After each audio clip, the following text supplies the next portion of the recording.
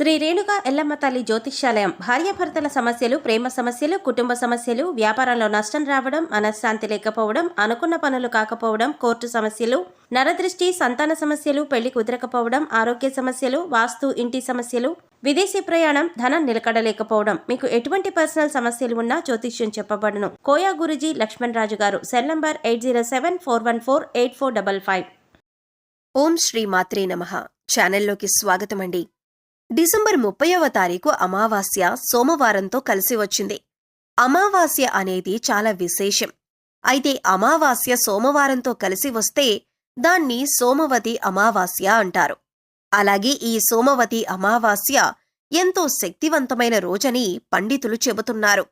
ఇంతటి విశేషమైన రోజున మేషరాశివారు ఏ పనులు చేయటం వల్ల మీలో ఉన్న నెగిటివ్ ఎనర్జీ తొలగిపోయి విశేషమైన ధనలాభం కలిగి మీకున్న ఆర్థిక కష్టాలు తొలగిపోతాయి అనే అంశాలతో పాటుగా స్నానం చేసే నీటిలో ఏం కలుపుకోవాలి, ఆ పదార్థాలు ఎందుకు కలుపుకోవాలి అనే అంశాలను ఈ వీడియోలో మనం వివరంగా తెలుసుకుందాం. కానీ అంతకంటే ముందుగా మీరు కనుక ఇప్పటి వరకు సబ్స్క్రైబ్ చేసుకోకపోతే సబ్స్క్రైబ్ చేసుకొని పక్కనే ఉన్న బెల్ ఐకాన్ నొక్కి ఆల్ సెలెక్ట్ చేసుకుంటే మేమిలాంటి వీడియోస్ అప్లోడ్ చేయగానే ముందుగా మీకు నోటిఫికేషన్ వస్తుంది.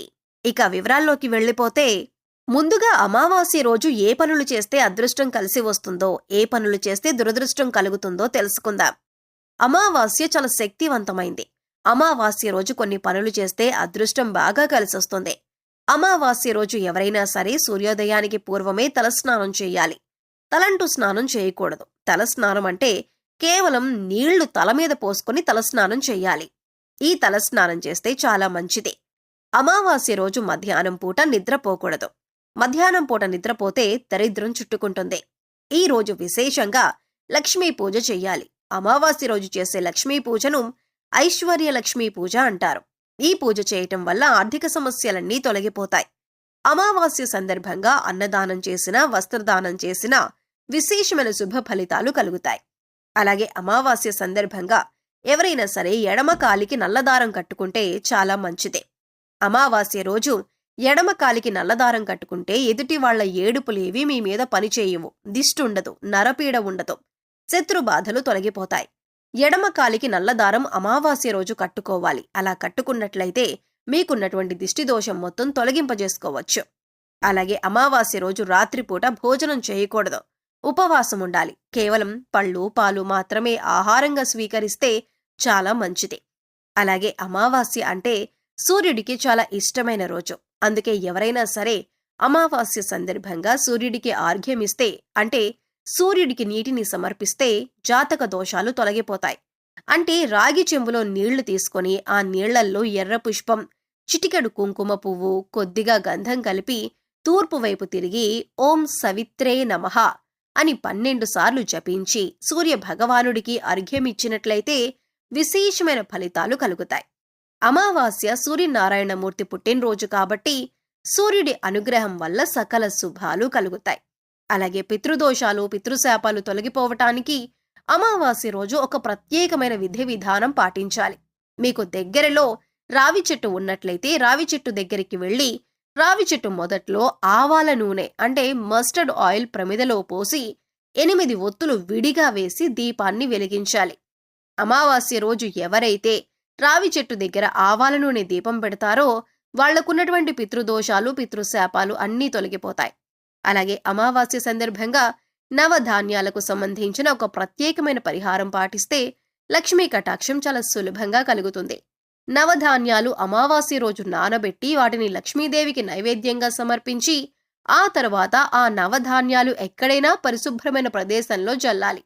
కొన్ని రోజుల తర్వాత ఆ నవధాన్యాలకు మొలకలు వచ్చాక ఆ మొలకలు వచ్చిన నవధాన్యాలు గోవుకు ఆహారంగా తినిపించాలి. అమావాస్య రోజు నవధాన్యాల పరిహారం పాటించడం ద్వారా ఆర్థిక ఇబ్బందుల నుంచి సులభంగా బయటపడవచ్చు. అమావాస్య సందర్భంగా ఈ ప్రత్యేకమైన విధి విధానాలు పాటించండి. అమావాస్య రోజు కామ్య కర్మలేవి చేయకూడదు. అంటే కోరిక కోరుకుని చేసేటటువంటి కార్యక్రమాలేవి కూడా చేయకూడదు. ప్రధానంగా దానాలు చేయటం, నువ్వులు నీళ్లల్లో వేసి దక్షిణ దిక్కుకు తిరిగి పితృదేవతలకు తర్పణాలివ్వటం ఇలాంటివి చేస్తే పితృదోషాలు తొలగిపోతాయి. అమావాస్య రోజు అద్భుతమైన శుభ ఫలితాలు సిద్ధింపచేసుకోవచ్చు. అలాగే అమావాస్య రోజున బకెట్ నీళ్లలో ఏది వేసుకుని స్నానం చేయటం వల్ల మీలో ఉన్న నెగిటివ్ ఎనర్జీ తొలగిపోతుంది, అలాగే ఏ పదార్థాలలో బకెట్ నీళ్లలో ఎందుకు కలుపుకోవాలి అనే అంశాలను ఇప్పుడు తెలుసుకుందాం.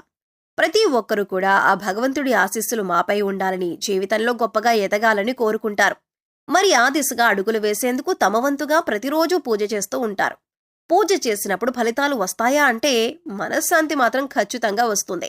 ఫలితం వస్తుందా అంటే మాత్రం అది వారి పూర్వజన్మ కర్మ ఫలితం మీద కూడా ఆధారపడి ఉంటుంది. మరి అలాంటి కర్మ ఫలితాన్ని తగ్గించుకోవాలంటే ఏం చేయాలి అనే సందేహం మీకు రావచ్చు. మనం ఏదైనా పని చేస్తున్నామంటే అది ఎందుకు చేస్తున్నామని తెలుసుకుని చేస్తే మాత్రం దానికి ఖచ్చితమైన ఫలితాలు దక్కుతాయి. ఈ మాట సాక్షాత్తు వేద పండితులు చెబుతున్నారు. ఇంతటి విశేషమైన రోజున ఈ చిన్న పరిహారం చేసినట్లయితే కనుక లక్ష్మీ కటాక్షం కారణంగా దారిద్ర్య బాధలు తొలగిపోయి సిరి సంపదలు చేకూరుతాయి. చూడటానికి ఈ పరిహారాలు తేలిగ్గా అనిపించొచ్చు, కానీ వీటి ఫలితాలు మాత్రం చాలా గొప్పగా ఉంటాయి. ఇందుకోసం మీకు ముఖ్యంగా కావాల్సింది నమ్మకం, అలాగే ఈ పరిహారం మనకి పనిచేస్తుంది, కష్టాల నుంచి బయటపడేస్తుంది అనే విశ్వాసం. పరిహారంలో భాగంగా ముందు స్నానం చేసే నీటిలో ఏమేమి కలుపుకుంటే మీకు లక్ష్మీదేవి అనుగ్రహంతో సిరి సంపదలు పొందుతారో చూద్దాం. అంతేకాదు వాటిని ఎందుకు కలుపుకోవాలి అనే విషయాన్ని కూడా తెలుసుకుందాం. ఈ సృష్టిలో ప్రతి ఒక్క పదార్థానికి కూడా ఒక ప్రత్యేకత ఉంటుంది. అంతేకాదు మనం కనుక మనసులో బలంగా సంకల్పించుకుంటే ఆ పదార్థంలో ఉన్న గుణం ప్రత్యేకమైన పదార్థాలతో చేర్చి ఉపయోగించటం వల్ల మన సంకల్పాన్ని భగవంతునికి చేరవేస్తుంది. కానీ ఈ పరిహారాలు తేలిగ్గా ఉన్నాయి కదా చేసేద్దాం అని చేయటం కాదు, మనస్ఫూర్తిగా నమ్మి చెయ్యాలి. అప్పుడే మీకు సత్ఫలితాలు వస్తాయి. ఇక ఇంతటి విశిష్టమైన అమావాస్య రోజు ఈ రాశివారు ఉదయాన్నే నిద్రలేచి చక్కగా స్నానం చేయండి. అలాగే స్నానం చేసే నీటిలో ఒక తమలపాకు, కొద్దిగా రాళ్లొప్పు, అలాగే 2 హారతి కర్పూరం బిళ్లలు పొడి చేసి వేసుకుని ఇవన్నీ నీళ్లలో కలుపుకొని స్నానం చేయాలి. ఈ నీళ్లతో పిల్లలు ఇంకా పెద్దవాళ్లు కూడా స్నానం చేయొచ్చు. తమలపాకులు అంటే శుభసూచకం, అలాగే భగవంతుడికి ఎంతో ఇష్టం. అంతేకాకుండా ఈ పదార్థాలన్నీ కూడా మీలో పాజిటివ్ ఎనర్జీని పెంచుతాయి, మీ చుట్టూ ఉన్న నెగిటివ్ ఎనర్జీని తీసేస్తాయి. ఈ పదార్థాలను నీళ్లలో కలిపి స్నానం చేయటం వలన భగవంతుని అనుగ్రహాన్ని పొందుతారు. బకెట్ నీళ్లలో ఒక తమలపాకు వేసి అరగంట తర్వాత స్నానం చేస్తే శరీరానికి మరింత స్వచ్ఛత లభిస్తుంది. ఒంట్లో ఉండే నెగిటివ్ ఎనర్జీ అంతా తొలగిపోతుంది. ఇక రెండో పదార్థం మనం నీళ్లలో కలిపింది రాళ్లొప్పు. ఈ రాళ్లొప్పు నీళ్లలో కలపటం వల్ల మనలో ఉన్నటువంటి నకారాత్మక శక్తి అనేది తొలగిపోతుంది, అంటే నెగిటివ్ ఎనర్జీ. వాస్తవానికి చెప్పాలంటే మనకు తెలియకుండా మన మీద ఒక రకమైన నకారాత్మక శక్తి పనిచేస్తూ ఉంటుంది. ఇక ఇలాంటి నకారాత్మక శక్తి ఉన్నప్పుడు మనం చేసే పనుల్లో ఆటంకాలు రావటం, అలాగే ఆర్థికంగా కుంగిపోవటం, ఇలాంటివన్నీ చూస్తూ ఉంటాం.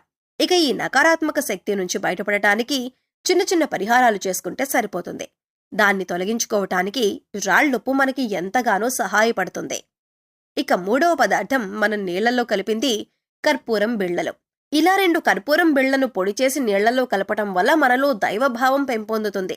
దీని నుంచి వచ్చే సువాసన మనలో ఉన్న చెడు ఆలోచనలను తొలగించి ఆధ్యాత్మికం వైపు మనల్ని నడిపిస్తుంది. సో చూశారు కదండి, డిసెంబర్ 30వ తారీఖు అమావాస్య రోజున ఈ రాశివారు ఏ చిన్న పరిహారం చేయటం వల్ల వారి జీవితంలో ఉండే కష్టాలు, నష్టాలు అన్నీ తొలగిపోతాయి అనే అంశాలతో పాటుగా అమావాస్య రోజు స్నానం చేసే బకెట్ నీటిలో ఏది కలుపుకొని స్నానం చేయటం వల్ల నెగిటివ్ ఎనర్జీ తొలగిపోయి ఆర్థికంగా అభివృద్ధి చెందుతారు అనే అంశాలను ఈ వీడియోలో మనం వివరంగా తెలుసుకున్నాం కదా. ఈ వీడియో మీకు నచ్చినట్లయితే ఖచ్చితంగా ఒక లైక్ చేయండి. అలాగే మీ ఫ్రెండ్స్ అండ్ ఫ్యామిలీ మెంబర్స్లో ఎవరైనా మేషరాశి వారు ఉన్నట్లయితే వారితో ఈ వీడియోను షేర్ చేసుకోవడం మర్చిపోకండి. అలాగే ఇప్పటి వరకు మన ఛానల్ని కనుక సబ్స్క్రైబ్ చేసుకోకపోతే సబ్స్క్రైబ్ చేసుకొని పక్కనే ఉన్న బెల్ ఐకాన్ నొక్కి ఆల్ సెలెక్ట్ చేసుకుంటే ఇలాంటి వీడియోస్ అప్లోడ్ చేయగానే ముందుగా మీకు నోటిఫికేషన్ వస్తుంది. మరో చక్కటి వీడియోతో మళ్ళీ కలుసుకుందామండి. ఓం శ్రీ మాత్రే నమః.